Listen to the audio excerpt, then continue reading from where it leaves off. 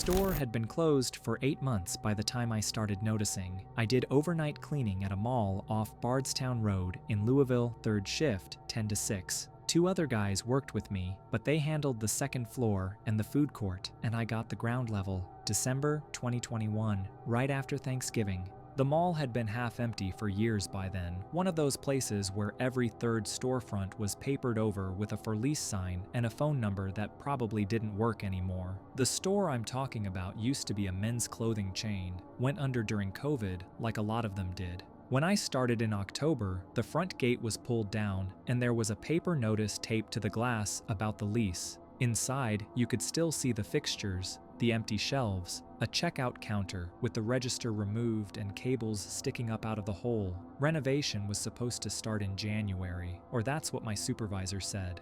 The first time I noticed anything was in early November. I was pushing the trash cart past the gate and I saw a Panda Express bag sitting on the counter inside. Just sitting there, no trash on the floor, no mess.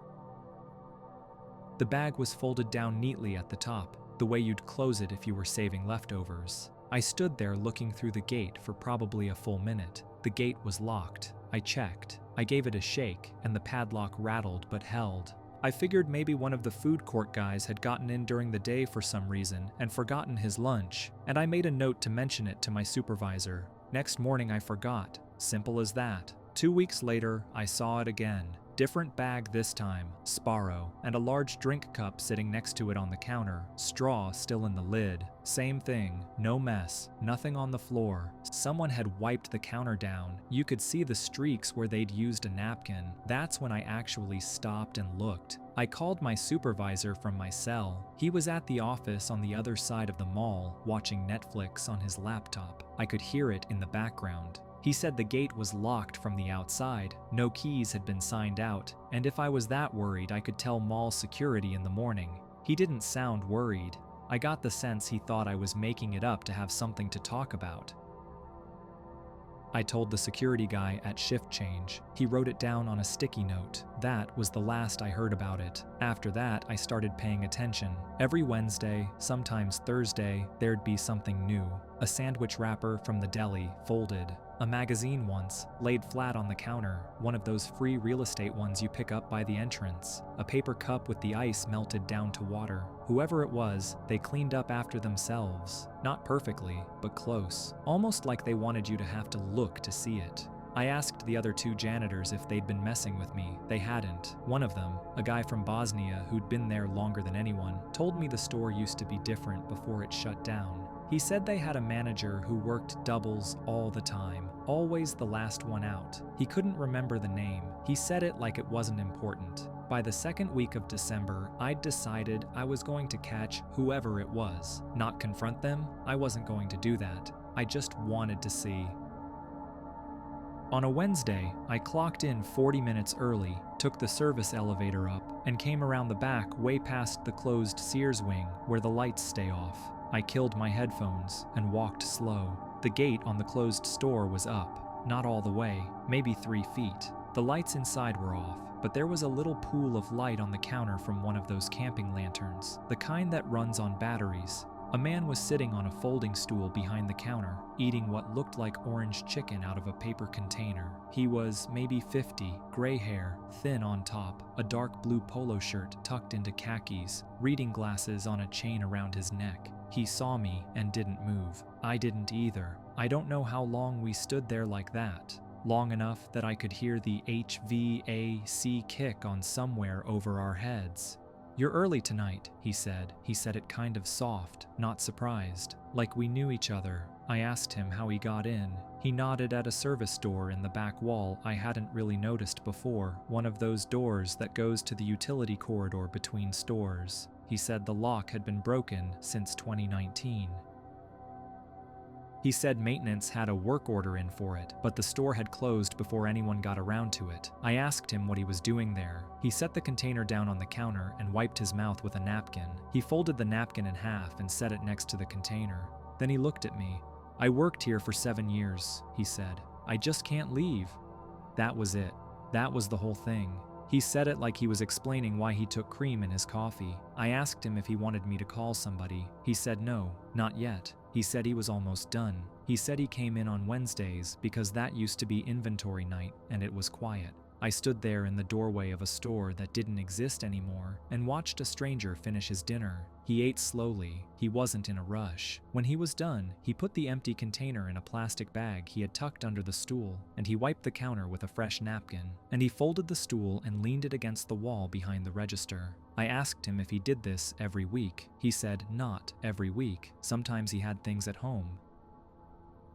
His wife had passed in 2020, he said, and his daughter lived up in Cincinnati and called on Sundays. I don't know why I let him finish. I keep going back to that. I had a radio on my belt. I could have called mall security in 10 seconds. Instead, I stood there for almost an hour and listened to a man in a blue polo tell me about a store that used to sell Dockers and dress shirts and had a Christmas display every year with a little train that ran around the base of the tree. When he was done talking, he stood up and put his coat on. It was a nice coat, wool. He asked me if I was going to call now. I said yeah, I had to. He nodded. He said he understood. He said thank you for letting him finish. I called it in. 2 guards came down. They were polite with him. They asked him for his ID, and he handed it over out of a leather wallet, and one of them wrote things down on a clipboard while the other one waited. They walked him out through the loading dock. Nobody raised their voice. Nobody put hands on him. I found out later, from the guard who filed the report, that he'd been the store manager. 7 years, like he said. When the chain went under, he was one of the first let go because he made the most. The guard said the paperwork went to the mall office, and the mall office called the police non-emergency line, and the emergency line said unless he came back, it wasn't really their problem. Nobody offered him anything else. They walked him out to the parking lot and watched him drive away in a Buick. I went back the next Wednesday and checked. Nothing on the counter. The service door in the back had a new padlock on it. Cheap, the kind you buy at Ace for $8. The gate was down and locked. The week after that I checked again. Same thing. Nothing. I quit the job in February, not because of that. The mall closed the north wing in January, and they cut my hours down to almost nothing. Sometimes I drive past the place. The sign is still up. The gate is still down on the store where he used to eat. I worked nights in the Grants Archive for the state, downtown Sacramento, 3rd floor of a building on N Street that most people walked past without knowing what was inside. My job was boring on purpose. Reconcile paper files with the digital database, flag mismatches, log them, move on. 10 hours a shift, 4 nights a week. Coffee from a machine that had been there longer than I had. Fluorescent lights that hummed at a frequency you stopped hearing after about a month. I got the job in early 2021 because I was between things and my cousin knew a guy. It wasn't glamorous, but it paid, and the office at night was quiet, and I liked quiet. The thing that started it was a duplicate flag. April, maybe the 2nd week. The system pinged a payment record that looked like it might have been entered twice. That happens sometimes with the older batch files. I pulled it up to compare, and the amounts were slightly different, so it wasn't a real duplicate, just a coincidence. I was about to close it when I noticed both payments were going to the same recipient, a nonprofit I hadn't heard of. Something like community outreach and civic literacy, that kind of soft language you see on 100 of these things. I don't know why I ran the recipient history. Habit, maybe. Boredom. I ran it. The list came back longer than I expected, payments going back to 2014. None of them huge, anywhere from $4,000 to $11,000, but regular. Every quarter, sometimes twice a quarter. I did the math in my head, and then I did it again on the calculator app because the number felt wrong. It came out to just over $400,000 across 7 years. Now, $400,000 for a nonprofit is not scandalous. Real ones move that in a season. But something about the rhythm of it bothered me.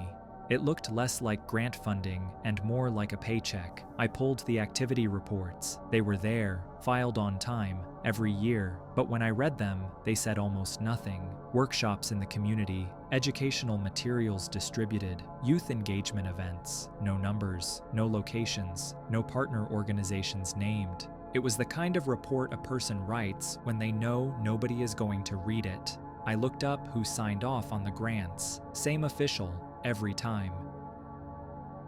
A senior program director I'd seen exactly twice, once at a mandatory orientation and once passing me in the hallway near the copier. Tall guy, maybe late 50s, carried himself like he'd been there forever. Let's call him Whitcomb. That's not his real name, but it's close enough. I want to say I stopped there. I didn't. I ran the nonprofit's registration through the state business portal. It was still active. Board of 3, president and treasurer were the same person. Her last name matched Whitcomb's. I found her on a public marriage record from '02. That was the moment my stomach did something I didn't like. I could have logged off. Should have, probably. Instead, I pulled the address on the nonprofit's registration. Then, I pulled the address Whitcomb had on file with HR, which I wasn't technically supposed to be able to see, but the archive system has a lot of legacy permissions nobody ever cleaned up. Same street, same house number, same zip. The nonprofit was operating out of his living room. I sat there for a long time. The building at night makes noises. The HVAC clicks on and off. The elevator sometimes moves between floors when nobody's called it, some maintenance thing. I remember hearing the elevator ding and thinking, for the first time since I'd started the job, that I didn't want to be alone on the floor. Here's the part I don't like admitting. My first instinct wasn't to report it. My first instinct was to close every tab, wipe my search history from the internal system, and pretend I had never looked. I got as far as closing 2 of the tabs. Then I thought about the login trail. Every query I'd run was logged. My name was on all of it. If anyone ever looked back at the audit history for these files, mine was going to be the last set of eyes on them before something moved. Doing nothing wasn't actually safer. It just felt safer. I went home at 6 in the morning and didn't sleep. I sat on my kitchen floor with my back against the cabinet and drank a glass of water so slowly it went warm. I thought about going to my supervisor. I liked her fine, but she'd been at the agency almost 20 years, and Whitcomb had been there longer, and I had no idea who was friends with who, or who owed who a favor. If I walked into her office with a printout, I didn't know which direction that printout was going to travel, so I went around. The state has a controller's office that handles audits, and they take submissions from anyone. You don't have to go through your chain. I spent a night writing it up. Just the facts, payment schedule, recipient, signatory, registration record, address match. I didn't editorialize. I didn't use the word fraud. I attached screenshots and file numbers, and I sent it from my personal email at 4 in the morning from my apartment, not from the office. Then I went to work the next night, like nothing had happened. For about 3 weeks, nothing did. I kept expecting a tap on the shoulder. Every time the elevator moved, I flinched. I stopped running any queries that weren't directly assigned to me. I ate lunch in my car in the parking garage instead of the break room. I don't know what I thought was going to happen in the break room. Nothing rational. It's just that when you've done something you can't undo, your brain starts looking at every room like it might be the wrong one to be in. Then, one Tuesday, I came in and Whitcomb's office was dark and there was a note on the door about a leave of absence. The controller's office had opened a formal review.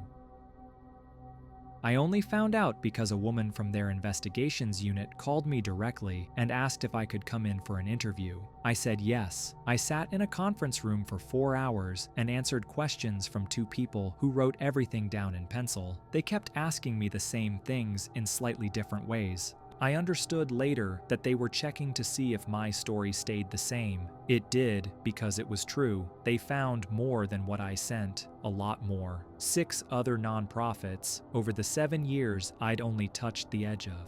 Different names on the registrations, but the paper trails circled back. Some to relatives, some to old business partners, one to an address that turned out to be a mailbox in Roseville. I gave a formal statement. I signed it. I understood what I was signing. When the case became public, my statement went with it, not my full name in the press, but the case documents are searchable, and my name is on them, and anyone who wants to find it can.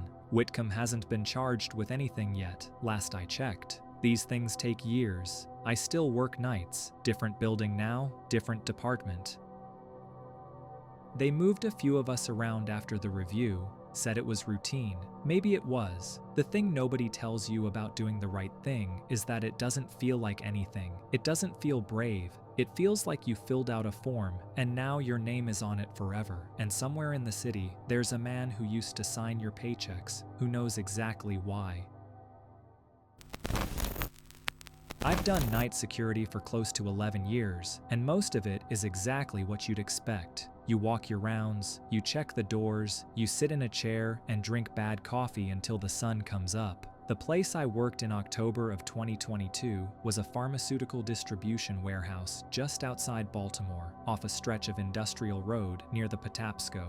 Big beige building, no signage that meant anything to the public, chain link fence, 3 loading bays. From the outside, it looked like every other warehouse on that road. The company handled a mix of stuff. Some of it was over-the-counter, generic ibuprofen, allergy pills, cough syrup by the pallet. The controlled inventory sat in a caged section at the back, temperature logged, badge access, cameras on every angle. That part I never had to touch. My job was patrol the outer floor, check the perimeter, watch the monitors between rounds. I worked with a guy named Reggie on rotation. Older, worked corrections before this, easy to talk to. We'd overlap for 20 minutes at shift change and complain about the coffee machine. That was the whole social component of my job, and honestly, I liked it that way. The thing started on a Tuesday. First round of the night is at 2:15, right after the last day shift folks clear out. I did a walk through aisle 7, which is dry goods, mostly cardboard cases stacked on wooden pallets, and I noticed one of the cases at the base of a stack was crushed on one side, not damaged like a forklift hit it, flattened, like somebody had been sitting on it. I stood there for a second looking at it, then I saw the wrapper. Little foil thing, red and silver, tucked between 2 pallets. A granola bar wrapper, the peanut butter kind with the chocolate stripe. And behind that, further back where the light didn't reach, an empty plastic water bottle laid on its side. Now on any other job, I might have thought some warehouse guy took his break back there. But this wasn't a break area. This aisle was in the restricted wing, past the second badge reader. You don't wander back there to eat lunch. You go there because you need to be there. I picked up the wrapper and the bottle, baged them, and left the crushed case where it was. Wrote it up in the incident log as possible unauthorized presence, aisle 7. I figured maybe some day worker was cutting corners, hiding from a supervisor for 10 minutes. It happens. 2 nights later, same aisle, different case flattened. This one had the imprint of a knee in it, or an elbow, the corner of the cardboard mashed down in a shape that a body makes when it leans into something for a long time. Not 10 minutes, hours. That's when I pulled the camera footage. I sat in the office with Reggie's chair pulled up next to mine and scrubbed through the previous 48 hours on the aisle 7 feed. There are 3 cameras covering that section. One at the north end, one at the south end, one mounted high on the support beam covering the middle. I watched the whole day cycle sped up. Forklifts came and went. A woman in a hairnet walked through with a clipboard. 2 guys stacked boxes, nothing weird. Then I noticed something about the geometry. The camera on the support beam was angled to cover the aisle floor, but the way the top row of pallets stuck out, there was a wedge of space between the second from top row and the wall.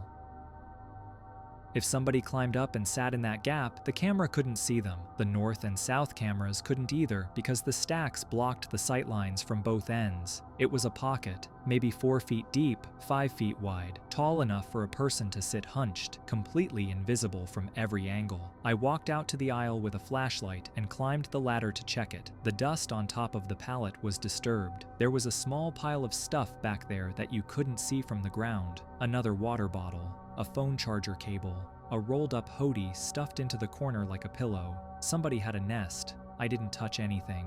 I climbed down, went back to the office, and sat there for a while just thinking. My first assumption was homeless. We'd had 2 break-ins the previous year, both guys looking for a warm place to sleep, but the doors were badged. You can't badge in without an active employee card. And whoever this was, they knew exactly where the camera blind spot was. That's not a guy who wandered in off the street. That's somebody who studied the layout. I called my supervisor in the morning. Guy named Whitfield, corporate contract, only ever showed up in person for audits. He listened, told me to keep an eye on it, said he'd loop in the site manager. Nothing happened for 3 days, so I moved the camera myself. Technically, I wasn't supposed to touch the mounts, but there's a difference between the mount and the angle. I loosened the swivel bracket on the support beam camera and tilted it maybe 15 degrees down and to the left, enough to catch that pocket between the top pallets and the wall. Then I retightened it and made sure the feed was still recording clean. I didn't tell anyone. If somebody was using that spot on purpose, I didn't want a memo going around that might tip them off. I worked my shift that night. Nothing on the feed. Same for Wednesday. On Thursday, I came in at 2200 and Reggie handed me the log and said, "Quiet one."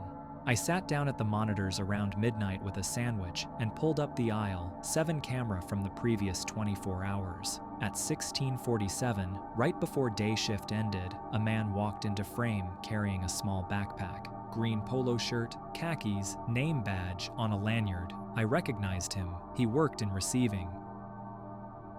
Been with the company longer than I had. Quiet guy, wave in the hallway guy, never said much. I'd probably said, "Hey Terrence" to him 100 times and never had a real conversation. He climbed the pallet stack. He sat down in the pocket, pulled out a phone, pulled out food, ate slowly. At 17:12, the overhead lights in that wing dimmed to their night setting. He didn't move.